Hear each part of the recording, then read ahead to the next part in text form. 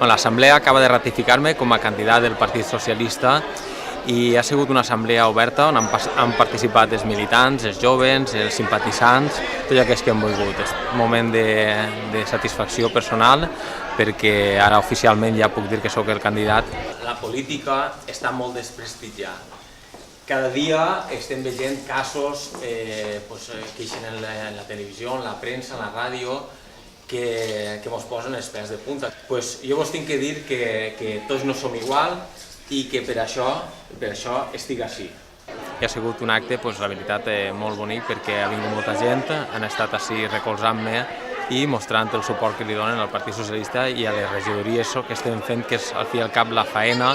que estem fent durant aquests 3 anys que duem de legislatura. Algo bé estarem fent quan no som sols nosaltres els que parlem bé de la nostra feina, sinó que també la resta de companys de govern parlen de la nostra feina